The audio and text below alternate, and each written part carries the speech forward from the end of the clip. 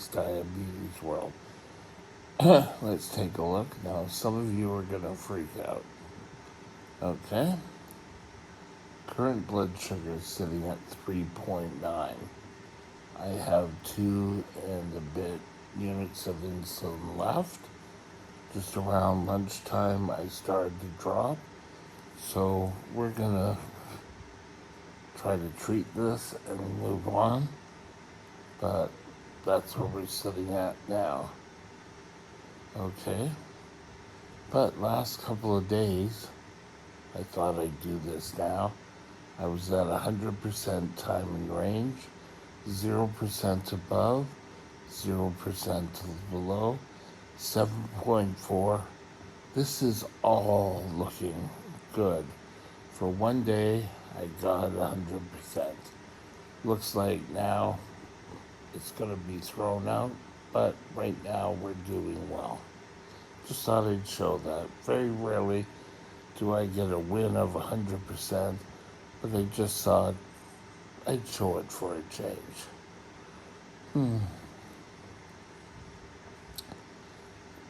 Today we're going to continue our discussions about things that changed my diabetic life.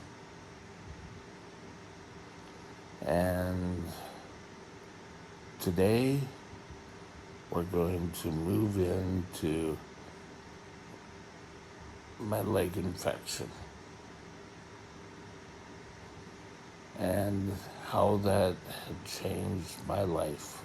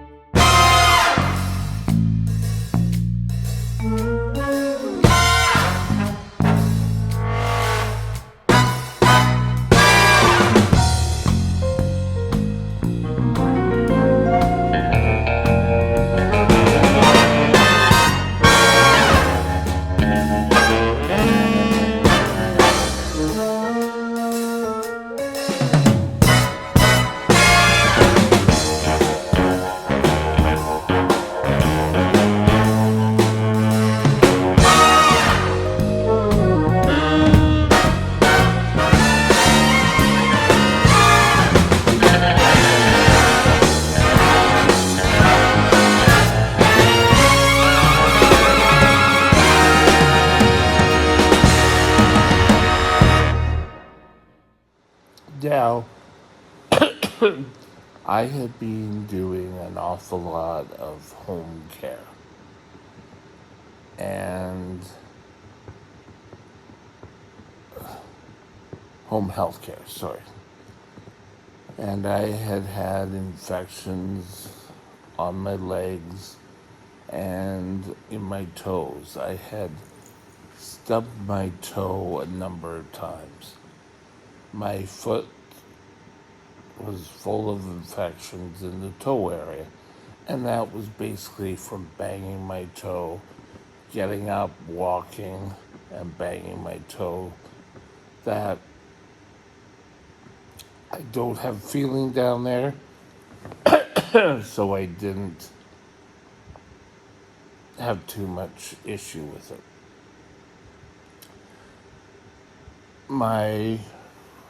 Just thinking back here, my right, this is my right, this is my left. It may be inverted for you, but we took care of my right leg. Just let me get my machine here. It's beeping. Yes, I know.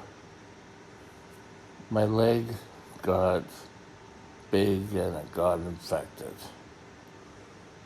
to the point where it broke a couple of sores, and they thought this was all from the infection in the toes. I was fighting this infection for a while. They came in, put dressings on it, and I just wouldn't get cured. I finally spoke to my endocrinologist, who I've been a patient of for a few years, and he's walked me through my real troublesome days. And we finally got me into a wound care clinic. And with the wound care clinic, I started treatment. No problems. But I went there and I was in treatment. I would go there and then I was following the treatment, doing what I need to. I don't think at this time I was on any antibiotics, whether it's oral. I know I wasn't on any venous antibiotics. But November 28th, for some reason, I called my friend, who's actually my power of attorney, and I called him and I didn't make any sense whatsoever. And it was till the point that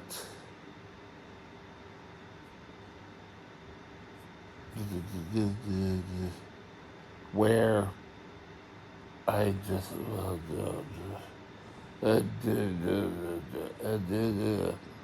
see, I wasn't making.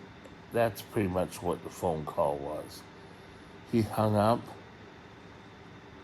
In my mind, I knew I had to take a shower, and I the water was on, and I was walking around the apartment in my shorts, just having to have a shower. I had to have a shower.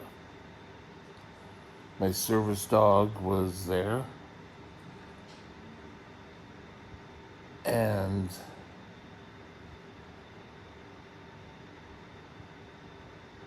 it was just a scene. My friend shows up, and he's trying to talk to me and say, "You don't look right, you're not acting right, just lie down." So he got me into my bed, and I was laying there, just totally out of it. I can remember lying there thinking, this is kind of useless. Why am I lying here? And the next thing was ambulance showed up. Okay. So him and these two ambulance drivers were there, and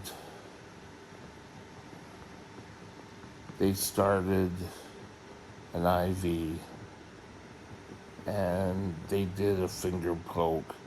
My blood sugar was high, so they decided, I think we need treatment. Now I can remember it being a sunny day, and or maybe partly cloudy, but they loaded me onto a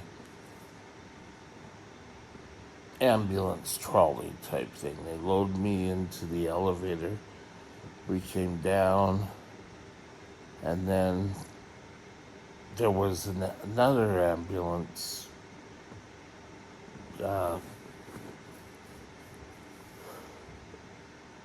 gurney down there. Okay. So I went through transferring over, and then there was another lady, a neighbor, who came out into the hallway, and but it was okay. I never went back there. Or did I go back there? But anyway, I moved out. we moved out, me taking the trolley, and they took me to an ambulance.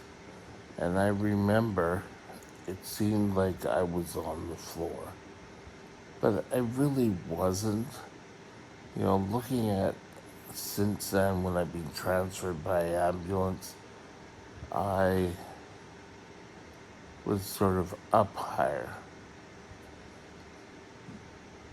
And at that point, I just sat there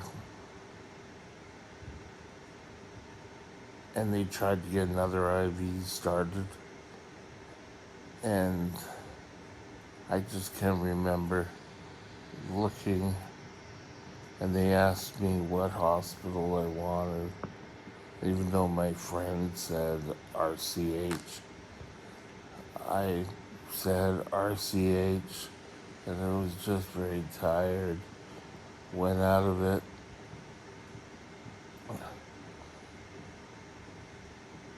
I could remember getting pulled out, and it seemed like I was pulled out at the hospital.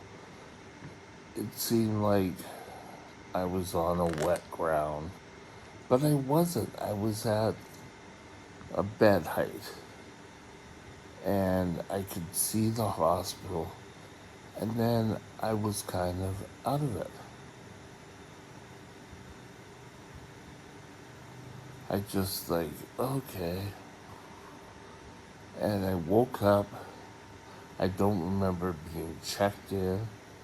I woke up in a small isolation room. I had seen these isolation rooms before, but this time I was in one. I was hooked up to 2 IVs. When I get sick, I get very whiny. I was whiny, I was complaining, and then I don't remember. I again passed out. I went to sleep. I guess one of the IVs was IV antibiotics and one was insulin. And they treated my high blood sugar. And I woke up. I had no idea where I was. The room was pitch dark. I could see figures, not figures, but I could see out to the street. But I didn't know where I was. And I started yelling and screaming. So people here who are yelling and screaming, I sort of know. And it took a while until the morning crew came and got me, or started to do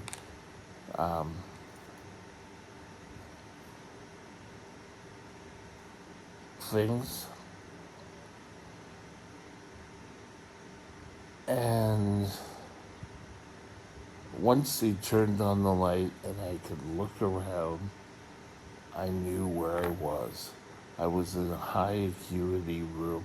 I had been in many times. It was the last high acuity room I was in during my year stay at Royal Columbian Hospital. So once I saw and knew where I was, things were okay. I knew where I was and I could pass out. And I did. I cleaned up and then I went back to sleep.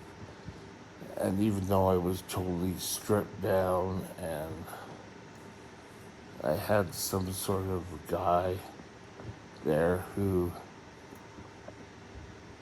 I was with a nurse and this guy, and they stripped me down and got my bed cleaned. I was put into a proper bed, and everything was okay. To this day, once I saw where I was, my mind was still in a delirious state, but once I saw the room, I knew where I was. In the dark, I didn't know where I was. If they had turned on the light during the night so I could see where I was, it was a corner room, and half the room is just glass, and I could look out. If they had just turned on this is no criticism, but if they had just turned on the light, I would have said, okay, I know where I am. Because after that, I didn't scream or yell, or even when they sent me to the ward, I didn't scream or yell again. But my blood sugars were A-okay. I'm not A-okay, but that's another story. But it's important that if you get any sort of infections, you don't kind of put it on the back burner, which I did. I didn't follow my own advice. I didn't go say, hey, I have infections on my leg. I need to get it treated. But it took a trip to the hospital to get me the treatment for the wound. But while I was there, I was so sick. I was delirious. I can remember when I was in a room, I took a look at a stain on the ceiling, and it looked like a boot filled with Christmas candy. During this time, I had a colonoscopy, and it was done in a nurse's basement. It wasn't, but the nurses took over the ward and banned all doctors, and I wanted to see a doctor. I didn't need to see a doctor. I was fine. My blood sugar was just low or high. So, all in all, we don't really, but if my friend never came over, I would have been totally lost. I lost my service dog that day. Not lost, like he was taken back by the service organization that gave it to me. And a whole bunch of made up stuff from my sister, but that's a different thing. But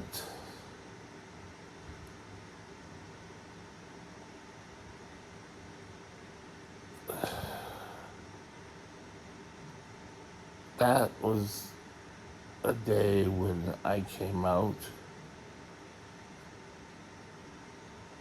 I started seriously looking for a residence that I could move into that offered care. And this is what I got, a long-term care facility. Now, it's not the best suit for me right now, but it's the only plan we have right now.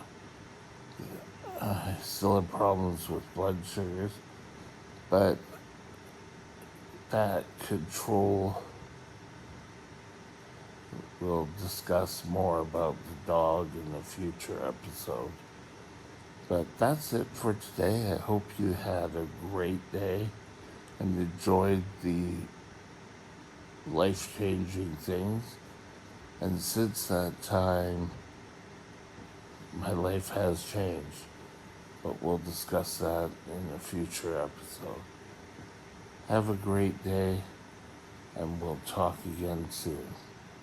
Bye now. My email address is mikesdiabetesworld@gmail.com. All one line. Drop me